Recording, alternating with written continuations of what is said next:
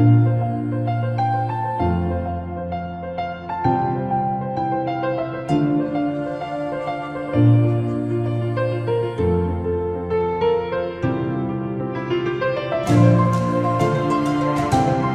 afternoon, distinguished guests, esteemed colleagues, and forum participants. My name is Dr. William Stewart, and I'm an Associate Director in the Office of International Affairs here at Korea University. And I will be today's MC. It is my honor to welcome you all to the inaugural S3 Sustainability Forum. Today, we gather to discuss the critical role that higher education plays in addressing the global challenges of sustainability. Before we begin, I would like to introduce our esteemed guests who have joined us today. From Korea University, Professor Dong-Won Kim, President.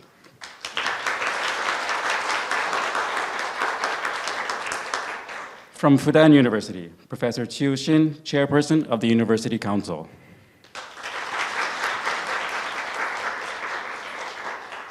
And from the National University of Singapore, Professor Tan Eng Che, President. I would also like to welcome the many representative faculty and researchers from all three universities who will be participating in the forum. To commence today's events, I would like to invite Professor Dong-Won Kim, the president and host of the inaugural S3 Forum, to deliver a few remarks. Let's welcome him to the stage.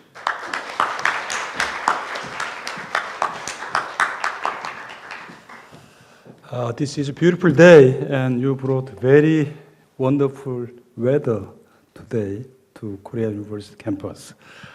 Distinguished guests, esteemed colleagues, and friends, it is my great pleasure to welcome you all to the inaugural S3 Sustainability Forum. Today marks a significant milestone as we gather to launch a new chapter in academic collaboration, one rooted in our shared commitment to sustainability and global responsibility. This forum is especially meaningful because it represents a partnership between three distinguished universities, Korea University and Fudan University and National University of Singapore. Each of our institutions shares a deep history, having all been founded in the same year, 1905. And we also hail from dynamic and growing cities that each begin with the letter S, so Seoul, Shanghai, and Singapore. This coincidence is more than symbolic, however. It highlights our shared legacies and the common pursuit for a sustainable future. Sustainability is a challenge that transcends borders, cultures, and academic disciplines. It is a challenge that requires collaboration at the global level, and the S3 Forum provides a platform to lead by example. We aim to foster cross-border cooperation, exchange of knowledge, and the development of innovative solutions that will help address the pressing environmental and social issues of our time. I would like to take this opportunity to express my gratitude to our partners at Fudan University and the National University of Singapore. And together, we embark on this journey with a shared sense of purpose, driven by our commitment to the betterment of our society and global community. Let us work together as academic leaders and global citizens to ensure that the S3 Sustainability Forum becomes a beacon of innovation and cooperation in the years to come. Thank you all for being here, and I look forward to the fruitful discussions and collaborations that will arise from this very important forum. Thank you. Thank you, President Kim. We will now proceed to the signing ceremony for the MOU. However, please give us just a few moments to prepare the stage. I would now like to invite the heads of Korea University, Fudan University, and the National University of Singapore to please take the stage. Whenever you are ready, please sign the agreement, and when you're done the first time, we will pass the agreements to your left.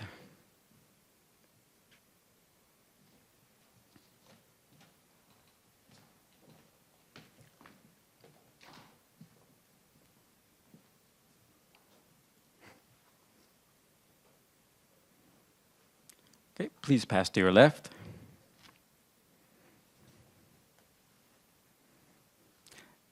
And one more time.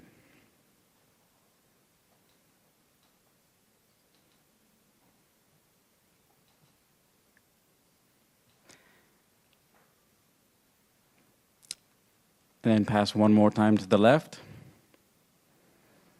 And now for the final signatures.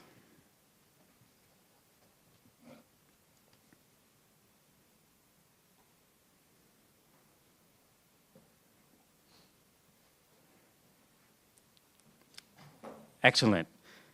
Please join me in congratulating each institution as we now take a group photo to commemorate this important moment. Please stand in front of the tables.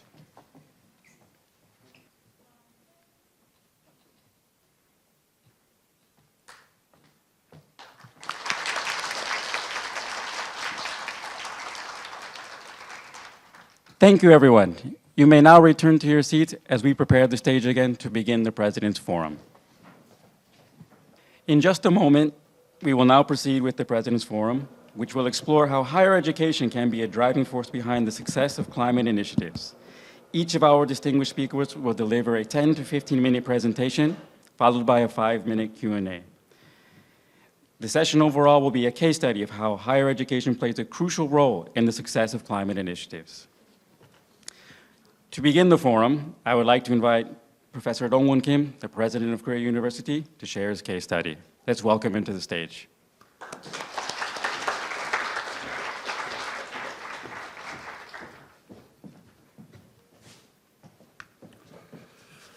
Okay.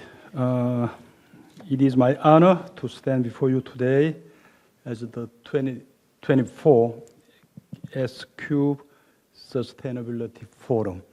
And in my presentation, I will talk about the actions needed for a sustainable future from the perspective of global university like us. And in a world facing many challenges, it is crucial that we work together to find solutions. In my presentation, I will discuss sustainability as a responsibility for a world-class university in 3 broad categories. First, mission and vision. Second, milestones and achievements. And third, future plans. To create lasting change as an institution, it is first necessary to determine what we want to be. In simpler words, we need some kind of vision. In the case of Korea University, we need to be a global university leading a sustainable future. But a vision alone is incomplete. We also need to define our mission. We need to determine the actions required to create and sustain change within the university. We have the challenge of integrating sustainable practices in everything we do at Korea University and must simply do the work. And this also involves continual development within and across all campus stakeholders towards this common goal. We also need to lead by example as an agent of change, not just within our campus, but beyond its borders, home and abroad. While Korea University has recently started efforts to be sustainable, becoming a global university leading sustainable future requires commitment over the long term. So today, I would like to showcase a few milestones in our mission to integrate, develop, and demonstrate sustainability as core value. I would like to highlight some of the steps we have taken to get so far, where we are today, and ultimately where we are going from here. Starting in July 2021, Korea University established the ESG Council, the Environmental, Social, and Governance Council, and about 1 year later, June 2022, we released our 2045 carbon neutral plan. And this past winter in December, we established the Presidential Council of Justice, Equity, Diversity, and Inclusion, so-called JEDI Council. And just a few months ago, in June, the Institute for Social Responsibility expanded its scope and was rebranded as the Institute for Sustainability. And upcoming this December, Korea University will announce its 2025 Sustainability Strategy Plan. As you can see, we are consistently putting in effort to integrate, develop, and demonstrate sustainability to achieve our vision of leading as a global university. And these steps resulted in some key achievements on this journey. And one is the Presidential Council on JEDI and Sustainability. And this diagram shows its structure. And this is the comprehensive strategic plan for sustainability in our research and teaching and learning, engagement, outreach, and operations. And as I mentioned before, our Institute for Social Responsibility was also rebranded as the Institute for Sustainability last year. While the name change may seem trivial, there was a key change in the Institute's role within the university. It is now the primary body overseeing all activities for the Sustainable Development Goals and environmental, social, and governance initiatives. These activities range from policy and strategic plans to promotion and execution with local stakeholders and international partners. The results of these efforts can be seen in the increased use of renewable energy on campus, paperless initiatives. All the meetings and seminars are done in paperless, as you see now, and zero waste stations at all campus events. And then about 86% of Korea University members, professors, students, and the employees come to campus by public transportation. This is a very significant number because the average in Seoul, the number is about half, about 40 something. Okay, so it's this very high percentage. And the reason is we have, Korea University has 2 subway stations within campus, so that's a very significant fact. And Korea University is also a pioneer in being inclusive of students with disabilities.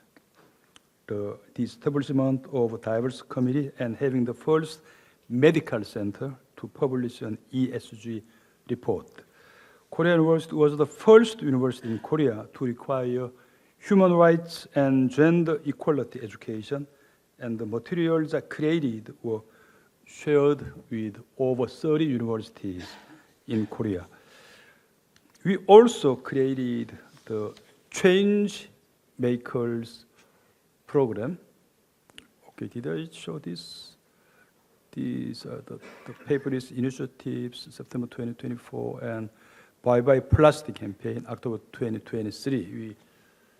We try to minimize the use of plastic, and then zero waste station in every campus events. Okay.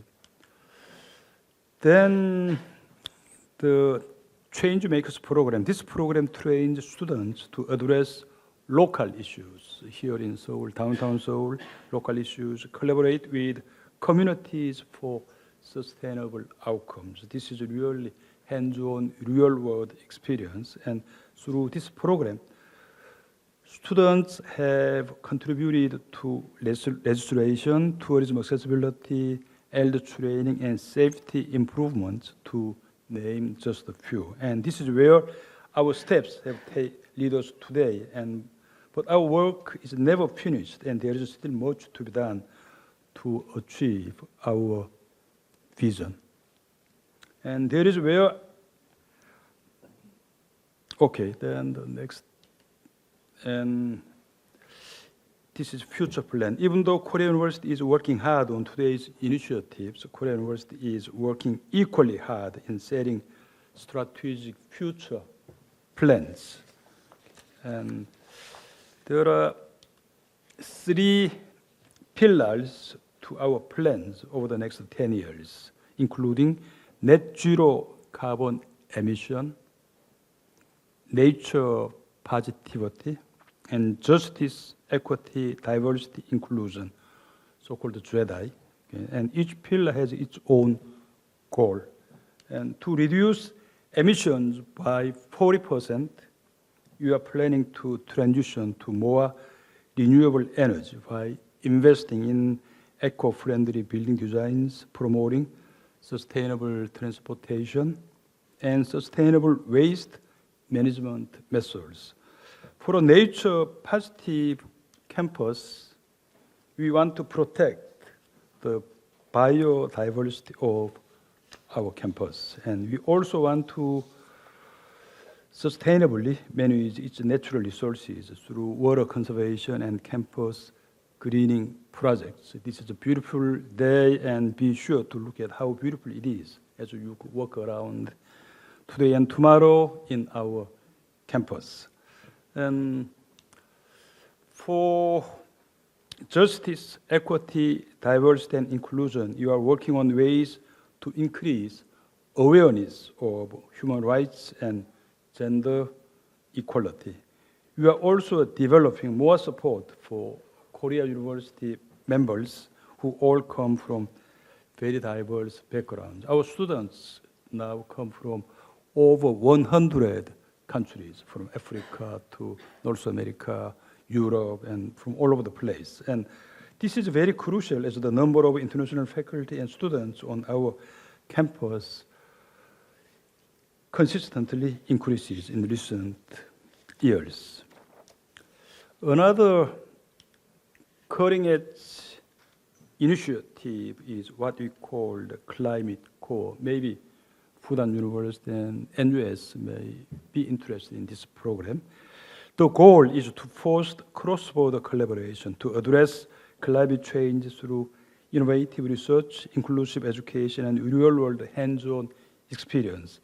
This program will produce talented individuals, youngsters, who will become our future leaders to mitigate the climate crisis we all now face. Last summer was very, very hard in Korea, like in other places in the world. The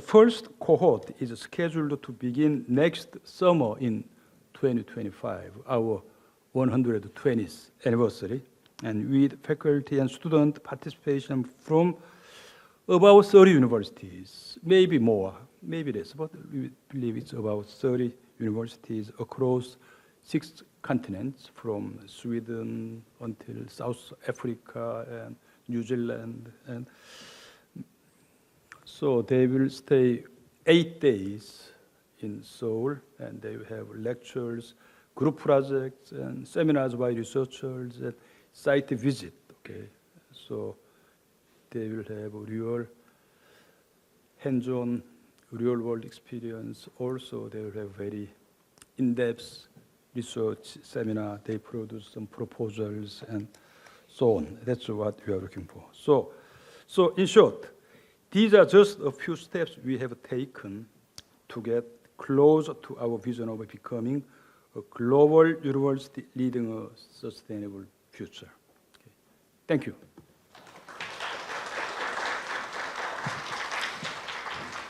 Thank you, President Kim. We will now have a short Q&A session. So if anyone in the audience has a question for President Kim, please feel free to raise your hand and we will bring a wireless mic to you. Yeah, please feel free to ask questions. If I cannot answer to your very professional questions, then there are many experts of Korea University here. So don't worry and just ask questions freely. Basically, this is the sustainability plan and our actions in the last 5 years and our future plan. So I think this session is very nice in the sense that we all compare our own programs with each other and we can improve our programs simultaneously.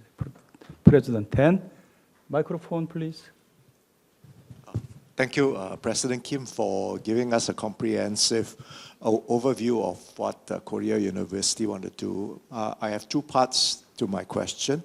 One is that it seems to me you're preparing for carbon neutrality. Are you going towards net zero? Then two is that how does Korea University sustainability plan fit into South Korea's sustainability plan? This one? Net zero program? So is your target, because I see somewhere that by 2045 you want to be neutral, carbon neutral. Yes. What is your target for net zero? Net zero? Maybe Professor Woo-Gyun Lee, you can answer better. He's the chairperson of the committee. First, we'll do our effort for reducing energy consumption through our campaign with professors and students to 2030. And we can reduce our energy consumption about 40%. And then after 2030, we expect new technology for new energy use. So after 2030, we'll employ the new technology, high technology, the solar energy and other hydro energy, something like that. And then we can decrease our energy consumption, and then we can come to carbon neutral in 2045. In abstract, first we'll try to decrease our energy consumption with energy efficiency effort, and next we'll employ new technology. Thank you very much. How about net zero? Net zero. Net zero is, will decrease our energy carbon emission to the amount of we had carbon absorption through campus, green place, and we have also our so-called experimental forests in near Seoul and other place, and we calculated this energy carbon sequestration through this our forest and land, and we can compensate this energy carbon consumption and carbon sequestration to carbon emission in campus. Then we can come to net zero in 2045. This is a very ambitious plan, I know, but we will do our best because this way we can save the earth and save us, actually. The climate crisis is very, very serious. We all know that. So we set a very ambitious goal. Professor Chang? 마이크로폰 누가 학생이 하나 앞에. Yeah, when we are talking about saving or the energy, but how you think about in a future when you develop your, particularly the research capacities and particularly in the AI world, that sometimes if you want to invest develop your research, you might be to deploy some of the labs that which need a lot of electricities. So in your mapping about the future, that how you think about whether there will be some areas that you need to increase the use of energy to promote the research of the university. Maybe Professor Woo-Kyun Lee, you can answer again. But anyway, I think we have to invest lots of energy in data center because AI is very popular subject right now. It takes lots of energy. So that's the biggest chunk of our energy goes to that sector. That's the first obvious area. Okay. And we have also planned to build solar panel in our roof in the building. We have many buildings in our campus, and we have a very good solar radiation. And we have a plan to build the solar panel in our roof, the building's roof. And also, I think it is very important to supply the energy, and we can reduce our energy with the building efficiency system, and then we can use this the remains energy through building energy efficiency system for our research. It will be not enough, but we try to that. okay. Any other questions, comments?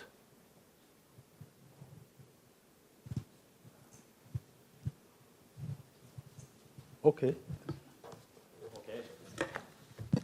Thank you for all the wonderful questions, and thank you to President Kim for a case study of how Korea University is addressing sustainability at the moment. The next session will be by Fudan University, and I would like to invite Professor Chiu Shin, the chairperson of Fudan University Council, to take the stage and deliver a few remarks. Due to other commitments, however, he will need to depart after his speech, but we will then continue with Vice President Chen. Let's welcome him to the stage.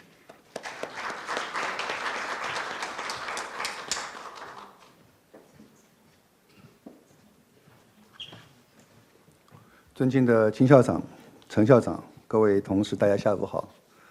非常荣幸来到高丽大学参加今年的 S3可持续发展论坛。首先，我代表复旦大学向论坛的开幕表示热烈祝贺，向高丽大学、新加坡国立大学长期以来对复旦大学的发展的关心表示衷心的感谢。本次论坛的主题呢是可持续发展。自2020年联合国正式发起可持续发展目标10年行动以来，中韩新3国相继制定实施行动方案。S3联盟将合作中心转向可持续发展领域，彰显了3校的担当和使命。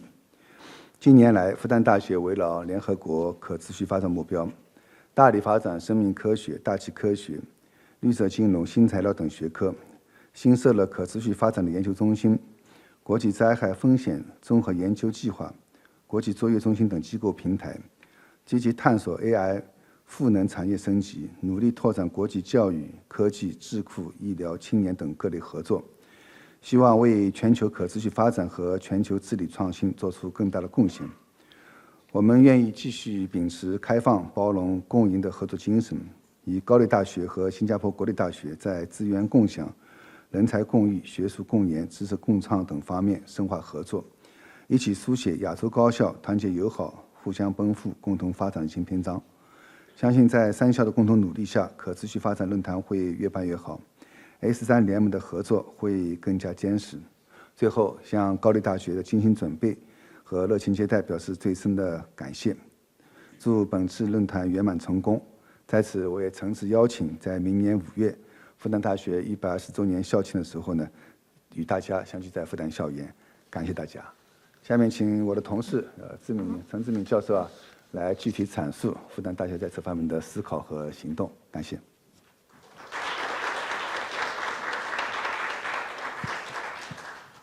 Thank you, Chairperson Chiu. On behalf of the chairperson, we invite Vice President Chen to present. Let's welcome him to the stage.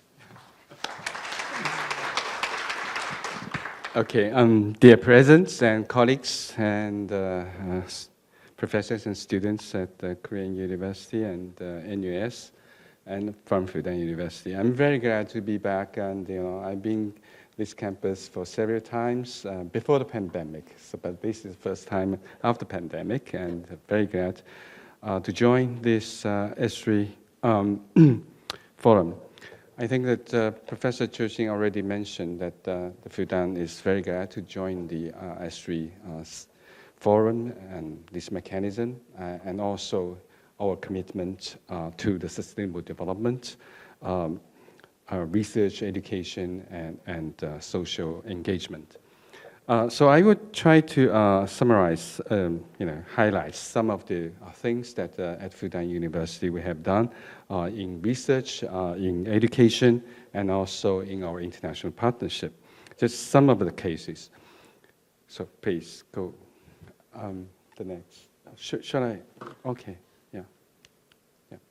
So on the research side, I think the university definitely is trying to mainstream the sustainable research in all the faculties and departments. But I think it's very much the things they have been done in the environmental science, engineering, atmospheric and oceanic studies, and material science, people, ecology, and public health, economics, and international study, public policy. In those areas, they are the main players. Some of the highlights that, like the Professor Huang Yutao, right? His recent research is about how to achieve net zero emission in the pulp and paper industry around the world. Publishing in Nature offers a roadmap for major paper-producing countries to reach carbon neutrality by 2050. So it's quite expensive research. And the other one is from our oceanic science faculty, and Professor Wang Guihua mostly look at how the recent development of we call it weak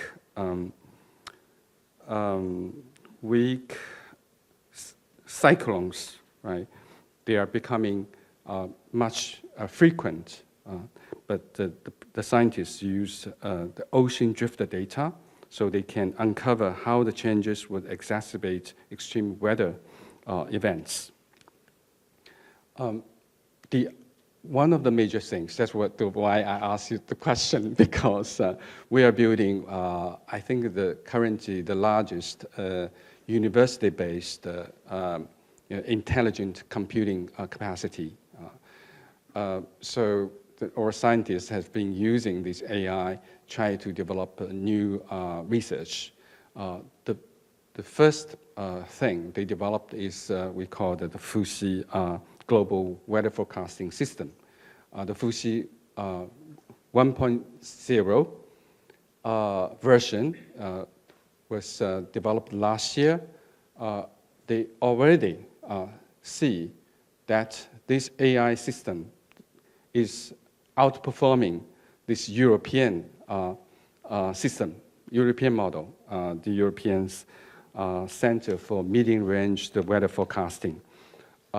And they reduced the time for producing a one prediction to a few seconds. Right?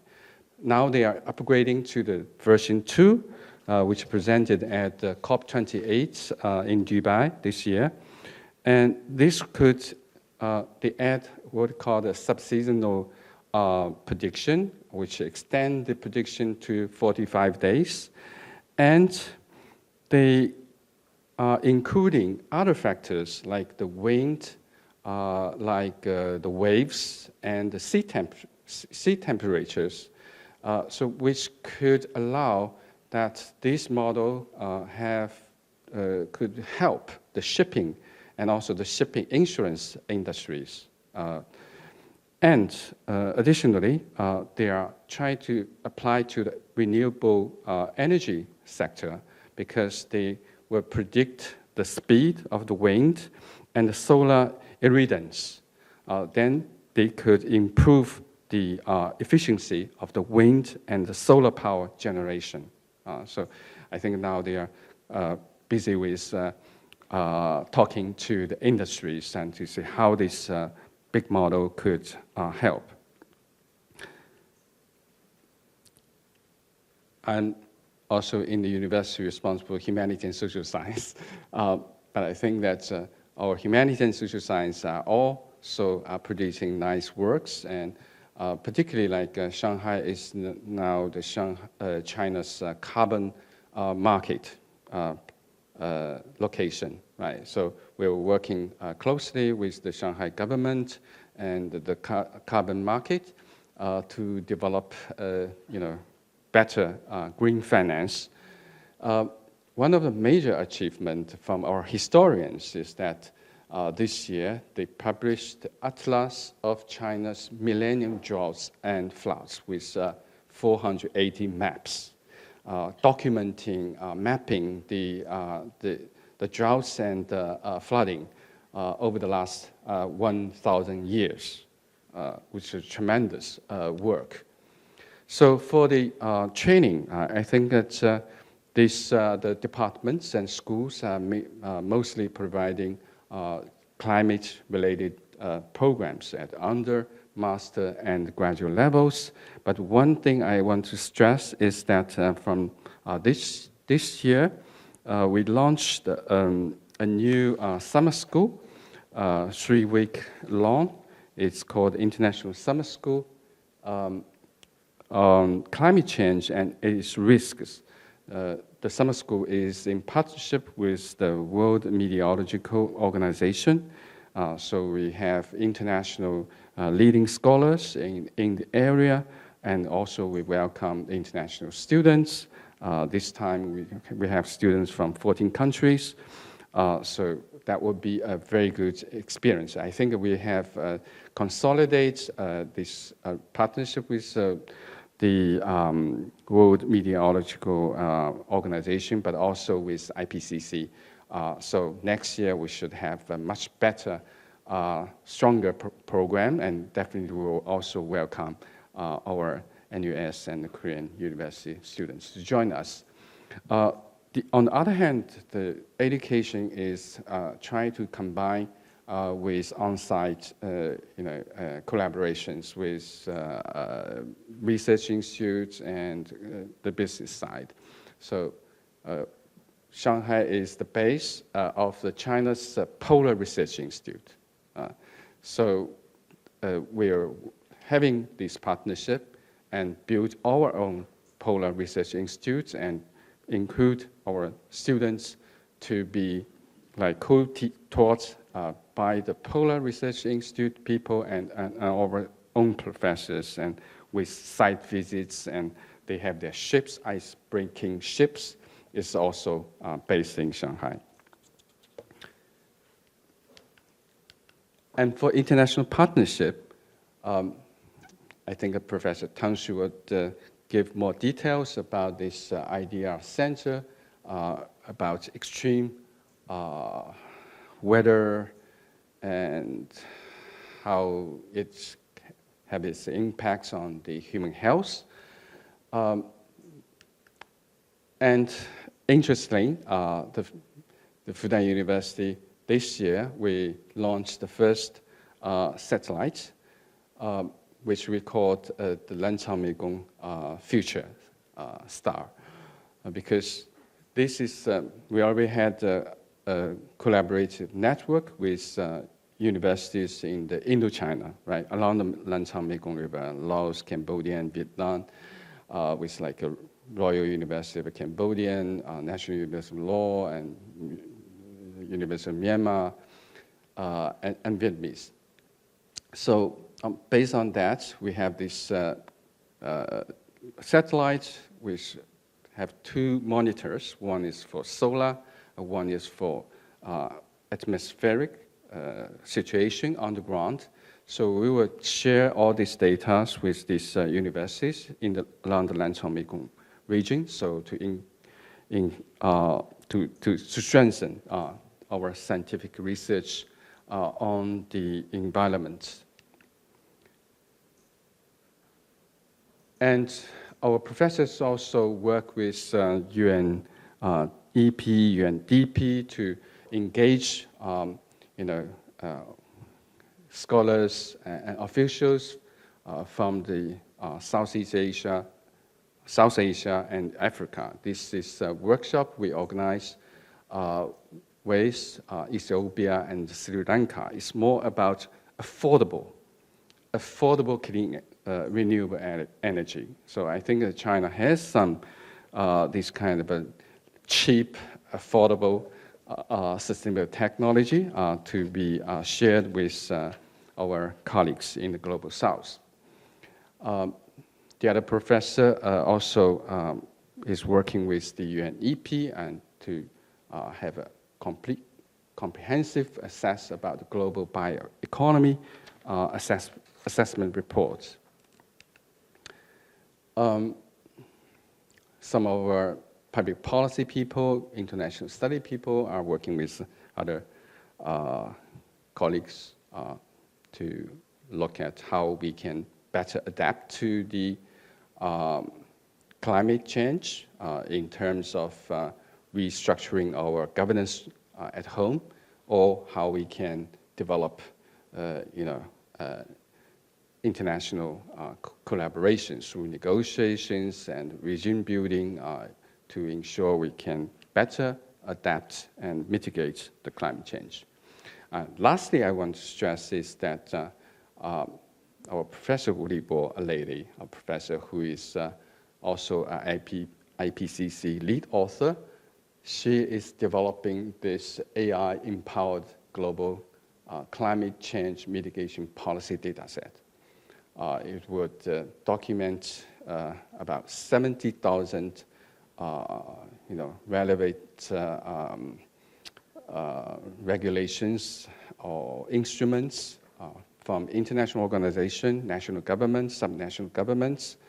And so with AI's help, you can compare these kind of policies across board, and also maybe help you to better develop your own.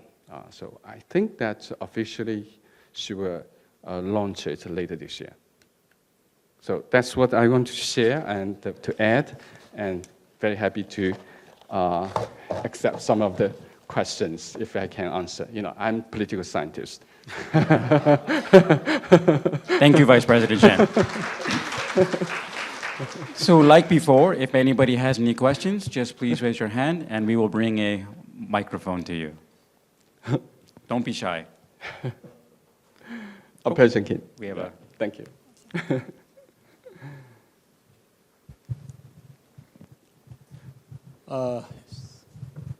Since we are political scientists, I will ask political questions.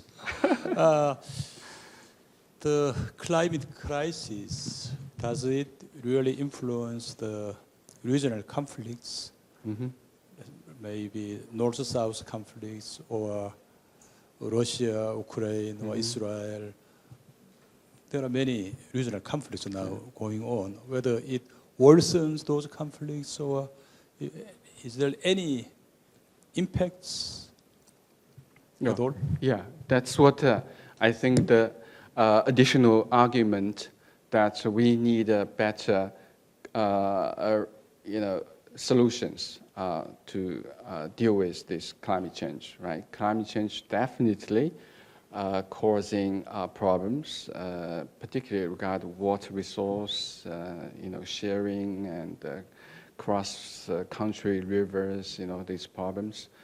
And also because of the change and the floodings, and you have lots of new refugees, climate refugees, right? So I do think they create more like international conflicts along the way. But looking at from overall picture, I would say that the international conflicts are still not mainly caused by these climate issues, right? It's still coming from political, military, economic problems or ethnic problems. So we need to take efforts to address those security risks coming from the climate. But maybe our main efforts here were to address those root causes of major conflicts around the world, other causes. Thank you. Yeah. No, I'm political science, but I'm responsible for the university's overall international partnership. That's why I was forced to understand many of the things our scientists are doing. Present. Any other questions? Yes, please. Thank you. Thank you for your very comprehensive talk regarding technology from technology to policy. And by the way, I'm Professor S.K. Hong. I'm a Dean of Graduate School of Energy and Environment at Korea University. And I have a couple of questions, actually. Number one is, about 70% of climate-related disaster is coming from water. Do you have any effort in your university to reduce all those risks regarding water-related disaster due to climate change, and academically or politically? And then the second question is, do you have strong government financial support for your university to achieve carbon neutrality in the future? I think that the first question is, that's what I mentioned. At the university, we initiated, we call it Lanchang Mekong initiative, right? Because the Mekong was originated from the Qinghai province, and that was the area, was the origin also to the Yangtze River and the Yellow River. So we developed this program and tried to let the Chinese universities and the Mekong Basin country universities to get awareness that they actually living along the same river, right? And how they can, provide kind of all kinds of, solutions to better, govern the river basin, right? Either economic development, social development, and also environment protection. So each year we run these competitions for good proposals from the university students along this. Almost we have nine universities, right? 3 from China, 6 from these 6 countries in the Mekong River Basin. So that's one kind of example. Now we add this science part, right? So we want the climate, people and environment people with these data and to push for the scientists among these countries to work together. And certainly we also have several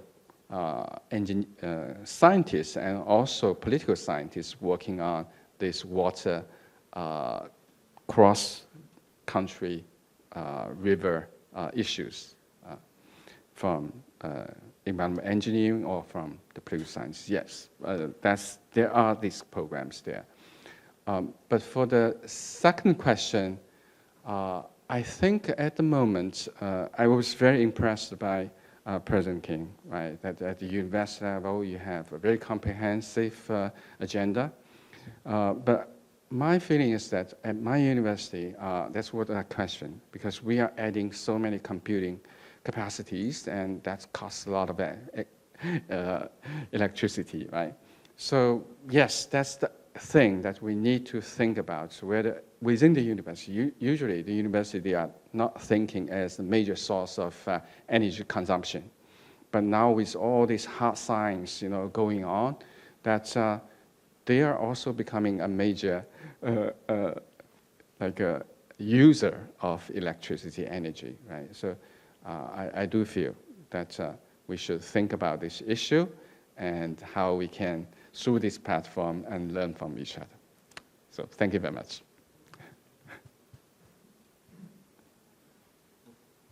Oh, I can't believe it. Professor Chin, my name is Leong Ching. I'm from the National University of Singapore. I wanted to congratulate you and Fudan University and the leadership of the university. Such impressive intellectual leadership. I did want to say that's such a great way to think about how the university can contribute to sustainability. I was especially impressed by the prediction of the weather, the weather patterns, which, as you know, is one of the most consequential policy questions. Yeah. I wanted to ask if you have a way to measure the impact of this intellectual public goods that you're producing, because you're basically producing it for the world. Do you have a way to measure it? And obviously the budget is not insignificant. And what does success look like for you? I think that it's always beginning.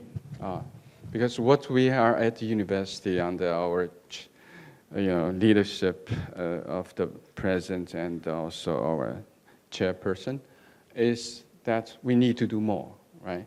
So what at the university, like scientists are doing their projects outside the country, and the university is trying to get in many of the programs together, letting our colleagues know how the others are doing, how the best practices, and then we also want to organize more such kind of programs and to help these scientists to work with the stakeholders in the society, either governments or the business side. So I think there are many things that just starting, right? I would say that with some of the major research, outputs, they have huge potential to have a wider impact. So I would say, yeah, we are feeling that we are doing something, but we feel like we can do much more. We once joined the Times impact ranking. Not many Chinese universities joined that ranking, but we joined once. I thought 2022. So they put us to 27 globally, but we didn't join later. I don't know. They might ask too much data. Maybe that's the reason. But I do think this depends on what you feel that whether you have done enough or not. We feel we not enough. We need to do more. Thank you.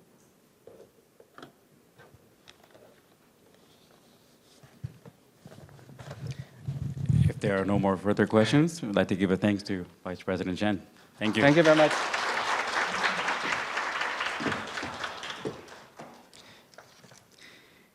Next, we have a presentation from the President of the National University of Singapore. Let's welcome Professor Tan to the stage.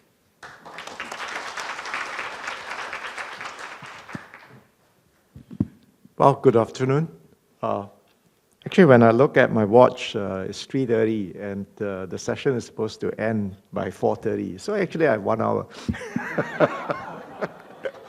Not to worry. I'll try to stick to my 15 minutes. All right. Thank you very much for having me. I thought that I would just give a brief overview of what we are doing at NUS. So to give you a context, Singapore as a country aims to be net zero by 2050. All right, that's in about 26 years. By net zero, it means that we should not be buying carbon credits. Right? When you say carbon neutral, you can buy credits. All right, so you're not actively making sure that your operations are all zero. So by being net zero, all right, we should not be buying carbon credits, which means that we would actually have to actively make sure that either we sequestrate carbon, all right, or, find other alternative energies. But Singapore is very alternative energy scarce, all right? We don't have wave energy, don't have tidal energy, don't have wind energy. The only alternative energy, don't have geothermal energy. The only alternative energy that we have is solar energy. But solar energy can only provide 8% of Singapore's power needs. All right, so there is a 92% that we have no other choice but to try to sequestrate.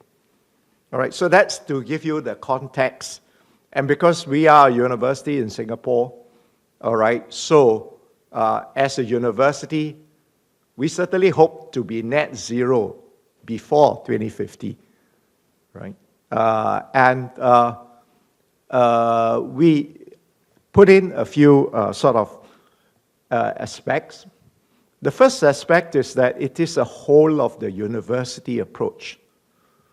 So I chair the University Sustainability and Resilience Council, right? I have added also resilience as part of our consideration for sustainability. Resilience in the sense that because of climate change, it may impact on some aspects of our operations. It may disrupt our operations. So how do we actually have the ability to recover? Right, and this is a very important aspect, especially in view that the world has just gone through COVID. So a university does many things. Education is one aspect where we train the future talents. Research and innovation is another aspect where we do research and we hope to translate some of the research, not all, some of the research to impact and to benefit society. And third, campuses are big entities. How can we use the campus as a model, as an example for climate change mitigations? And finally, because universities are global in nature, how can our actions help to inform other societies, other universities, all right, not just in Singapore, but all over the world? So these are the four components. Now, in terms of sustainability in education, there are actually 4 levels, and I'm sure universities, top universities like Fudan University, Korea universities, will have all these aspects, right? Likewise, NUS, we have all this. In fact, we have 7 bachelor's programs related to sustainability. We have 13 second majors and also minors in sustainability, and we have 29 specializations. A specialization is a cluster of 5 courses, right? A second major is a cluster of 10 courses. A bachelor program is actually a 4-year program. And we have like 650 courses related to sustainability. And that's just at the undergraduate level.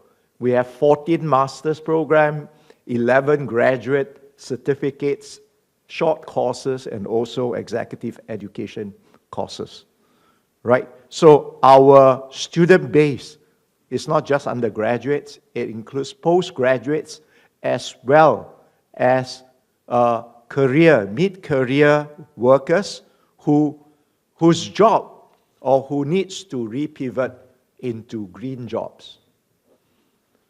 Now, in terms of research and innovation, I do not have time to go in, but I would just highlight some of the key research areas. Singapore is a city-state. All right, we don't have much resources. Right, we import most of our food. In the past, we import most of our water, and we also import all of our energy. Right, so for Singapore, three things are important: food, water, and energy. These are the three most important things. How can we make sure that we are self-sufficient? So food is important, and our target is how can Singapore produce 30% of our nutritional needs by 2030 in 6 years. Currently, we produce about 8% of our nutritious need. How do we increase it to 30%? So that's a stretch goal. And food is an important part of our endeavor. Coastal engineering. Singapore is an island, right? And 1/3 of our island is 5 meters or lower above sea level, which means that 1/3 of the island can be easily flooded. How do we mitigate flooding? Right? So there are ways to mitigate flooding, and there are plans on how to make sure that Singapore does not get flooded. Right? And often when there's a storm and it comes during high tide, the situation is worse. Right? So coastal engineering is very important. Green energy, I earlier have mentioned that Singapore, the only alternative energy that we have is solar energy, and it can only provide 8%. Right? Nature-based climate solution is a very useful area. Right? Basically, it asks how we can actually use nature methods, all right, to help us combat climate change. So one example is that the northwestern part of Singapore is also low-lying, right? And the nice thing about the northwestern part is that there are actually many mangroves.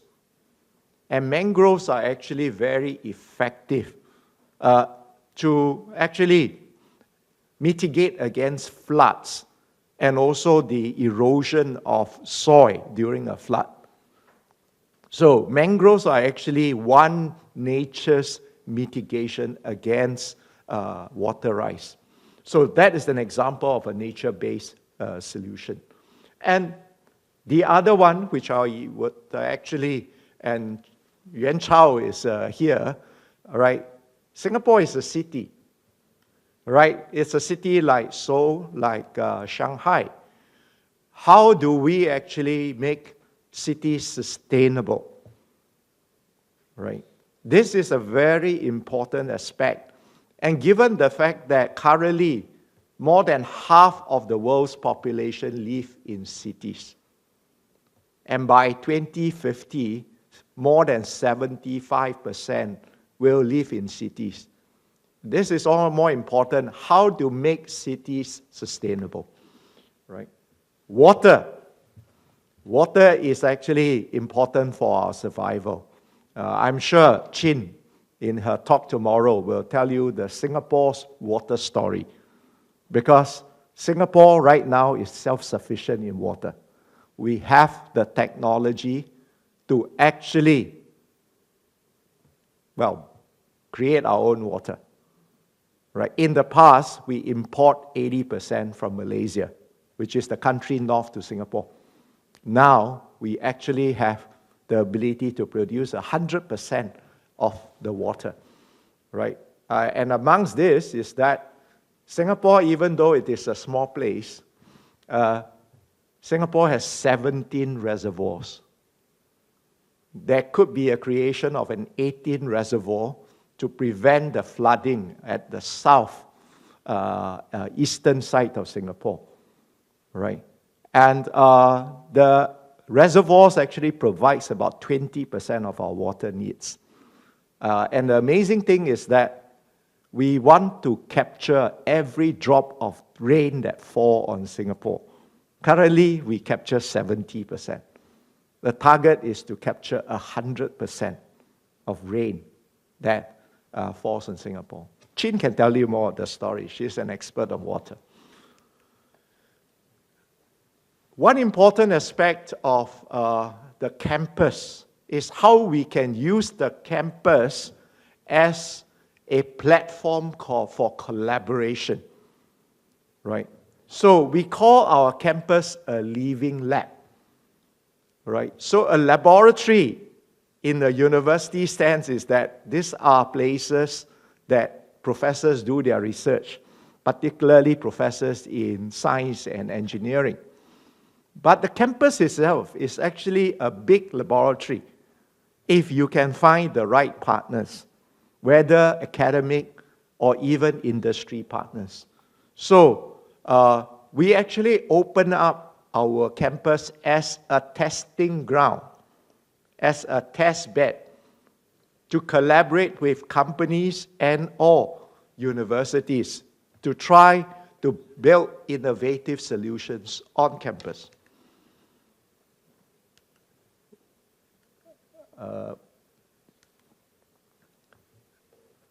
NUS is also unique in the sense that other than education and research, we want to focus on innovation, right? And we want to have innovation manifest across the whole campus. So we have actually a program which has been around for more than 20 years, the NUS Overseas College Program. And that program is available for undergraduates.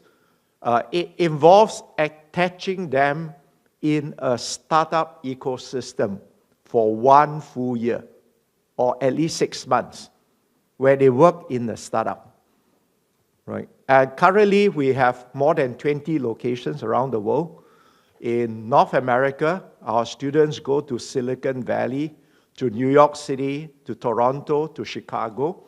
In Europe, our students go to Paris, in France, Munich in Germany, the Stockholm in Sweden, Oslo, Trondheim in Norway, and 2 locations in Israel, in Haifa and in Tel Aviv. In China, our students go to Beijing, Shanghai, and Shenzhen. In Southeast Asia, our students go to Ho Chi Minh City in Vietnam, Bangkok in Thailand, Kuala Lumpur in Malaysia, Jakarta, Bandung, and Yogyakarta in Indonesia. So our students actually work as an intern in a startup for 6 months to a year. And since 2002, so this program has been more than 20 years, we have graduated about 4,000 students, but this group of graduates have formed more than 1,100 startups, and the 1,000 over startups have raised more than 3.5 billion Singapore dollars. In fact, 2 of them are unicorns. So, incubation of innovation is something which we feature very strongly. And if you look at on campus, right, how do we tie innovation and sort of campus design together? I'd like to just show you. We have actually 3 buildings which are positive energy, right? The building actually on top just shows the inside of the building. It's where Yuan Chao's department is, architecture, right? That one was designed as a net zero building. It was completed in 2020, right? A year after that, we merged the Faculty of Engineering with the School of Design and Environment, right? And the reason that I gave our colleagues why we merged them to form the College of Design and Engineering was the example that I gave. Because engineering and design has so much overlaps that it is important for engineers and designers and architects to work closely together, right? And here you have a building which is actually designed by our architects, but embedded with a lot of deep engineering, that now it is positive energy, which means that it is returning energy to the grid. And we further actually renovated two adjacent buildings next to this new building and also convert them into positive energy building.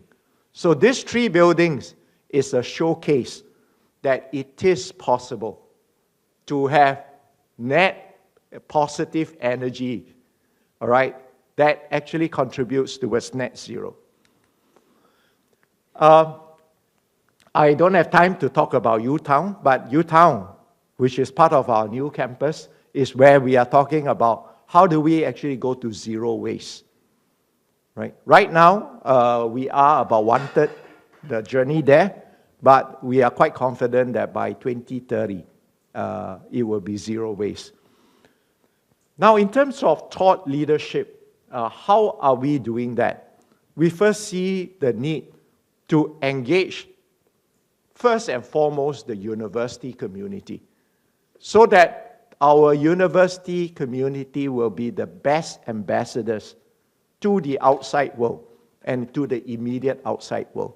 So there is actually a lot of communications, a lot of exhibitions, showcase about our university's efforts to actually go to net zero.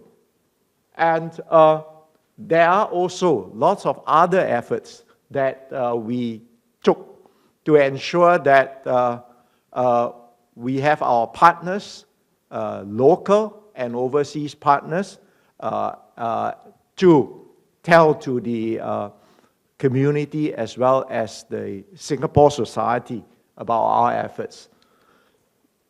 So this is my final slide. It basically gives you a little bit of a snapshot at 2023, right? Our plan is actually targeted at 2030, 7 years off. And in a sense, we find that this gives you a sense of how well we are approaching, right? For instance, we aim to plant 100,000 trees on campus. The trees are planted for a reason. We want to bring the ambient temperature of the NUS campus down by the equivalent of 4 degrees. So where we plant the tree matter, right? Because we want to plant the tree to absorb enough of the heat that are either reflected from the buildings or reflected from the ground, all right? And if they are not, they're sort of circulated, you find that they actually heat up the whole sort of environment around NUS. So we want to actually lower that. Our target of trying to ensure that all our sustainability and resilience research to reach $1 billion, right? We're still quite far off, but I'm making sure that our colleagues work hard. But at the very least, 1/3 of our undergraduates have taken a course in sustainability, right? And we're also very happy that we have actually quite a lot of sustainability-related companies or startups formed by our own alumni. So this is just a snapshot. And last year, we were quite privileged that we became the first university to receive our Singapore's President's Award for the Environment, right? So a snapshot. There are more details in the presentation. We'll be happy to share the presentation with everyone present. Thank you very much for your attention. Thank you, President Tan. And now we have another Q&A session. So if you have a question, please simply raise your hand and we will bring a microphone to you. Don't be shy.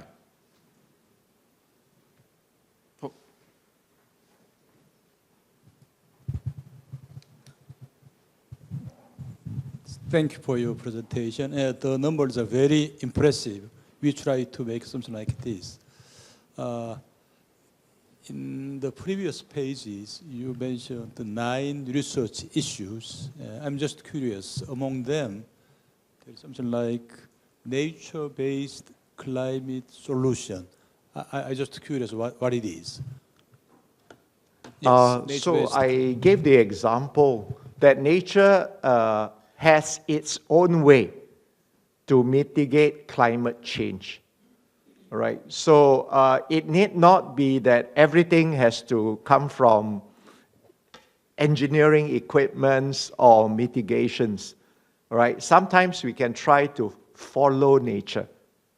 All right. So the example I gave is that in the northwestern part of Singapore, all right, we used to have quite a bit of mangroves. So mangroves are vegetation that grows between a river and also the land. All right, they are actually very effective against soil erosion. Right, and by actually enlarging the mangroves are also carbon attractors. Mangrove, in terms of per unit area,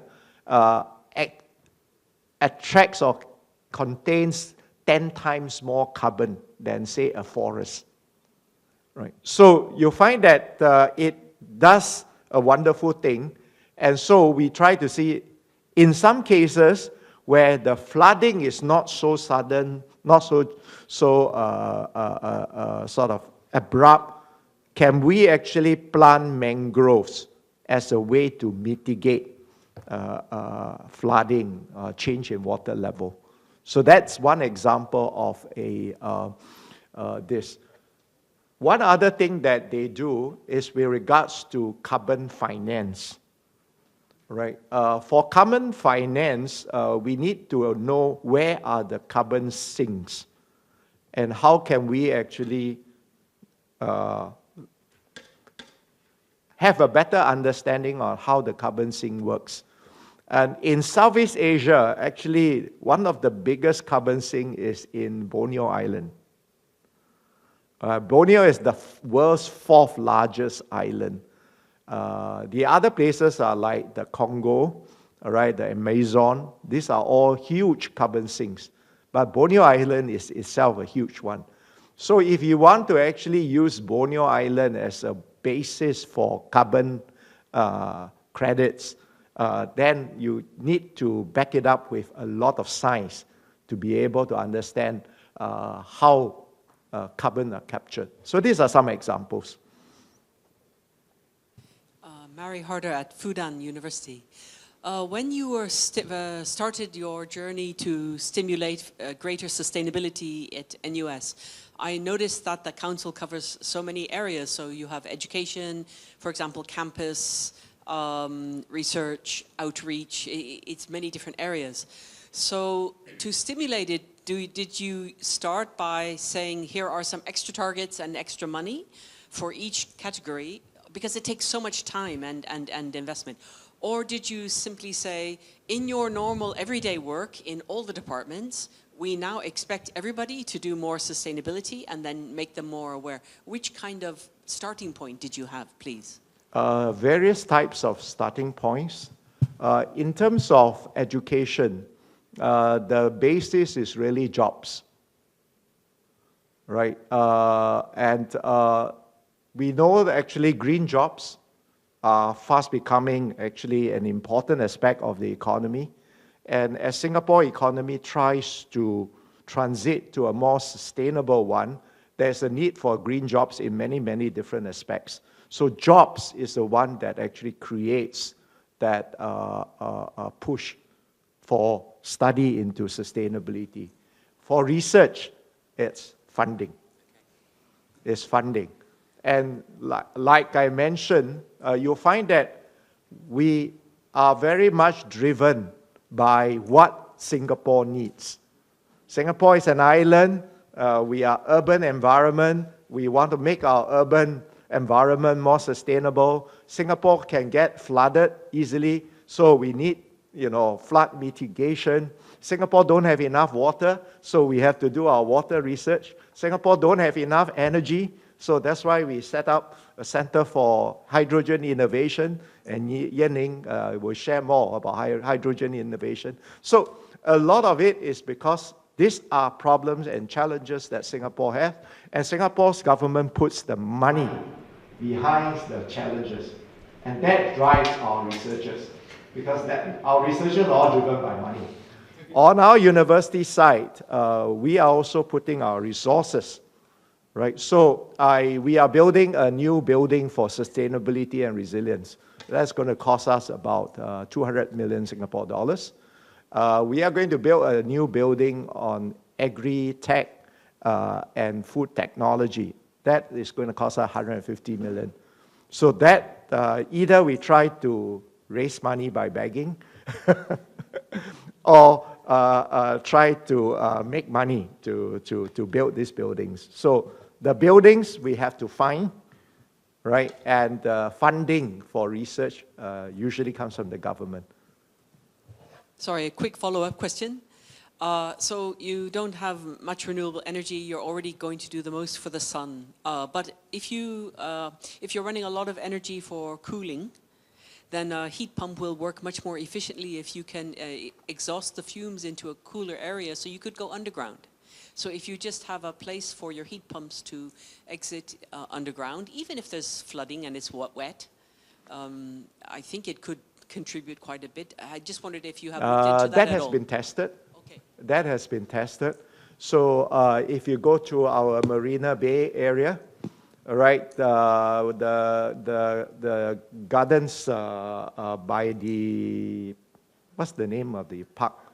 By the Bay, Gardens by the Bay, all right, and they have quite a lot of, there are two domes there. And you come to visit Singapore, you should go to Gardens by the Bay and visit the two domes, all right. These are nature conservatories, and they are all actually powered by air conditioners, where I think you have some underground piping, all right, and cooling that is being done. And those are actually very efficient. But that is not enough. That is not enough. And my sense is that we may have to go nuclear. But anyway, that's... All right. But the thing is that in Singapore, there is a challenge, and I would say that Singapore is always willing to put resources so that we can actually realize the challenge. Because in the 90s, we know that we have to be prepared to have our own water, all right? And we have no one to turn to, but now, I think after close to 20 over years, we have our own water. We are self-sufficient in water. Oh, thank you very much.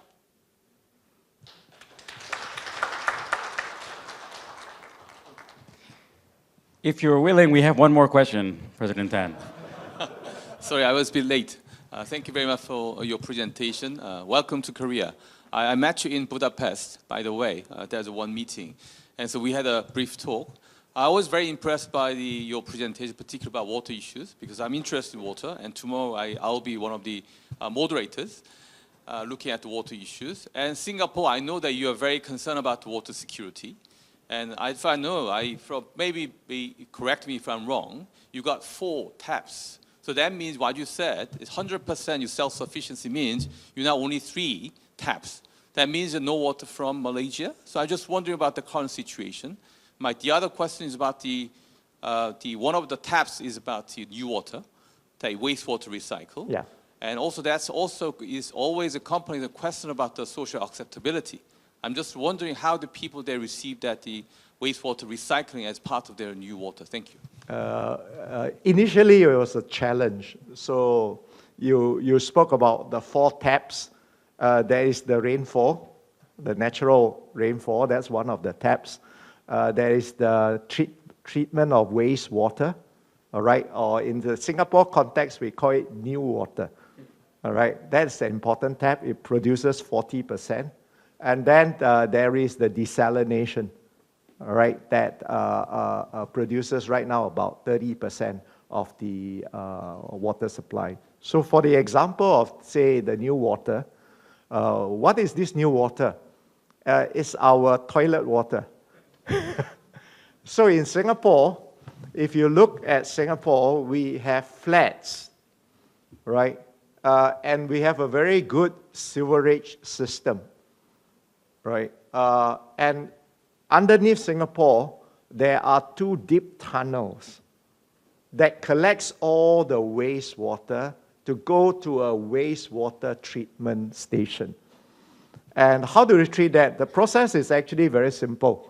It's called reverse osmosis. It is a California technology that we took from California and which we actually refined it. And the way that we refined it is that we introduce very good membranes.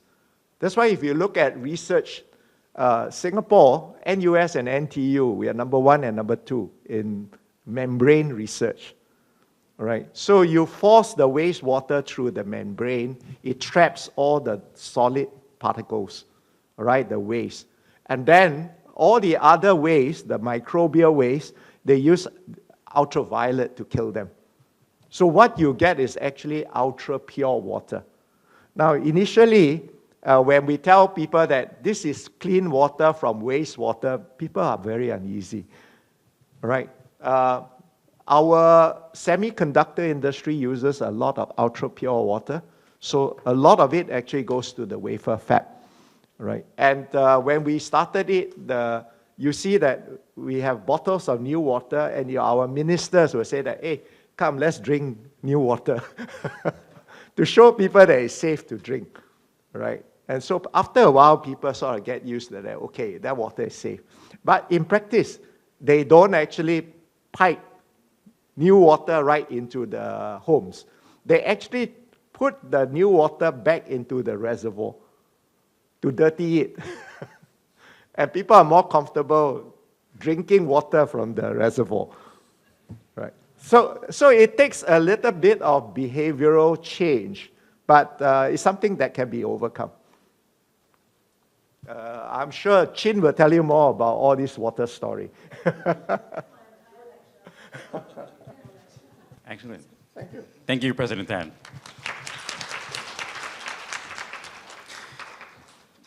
So with the conclusion of the last presentation, this is also the conclusion of today's main event. We next have a cocktail reception and dinner for our guests from Fudan and NUS. But before we head to our main building, I invite everyone to feel free to use the washroom as well. We have it just outside. And then we will go for a brief campus tour on our way to the main building for the reception. And tomorrow, of course, we will have our session starting at 10 a.m., where we look forward to having many of our faculty present today give some very deep lectures on things like wastewater and new water. So thank you, everyone.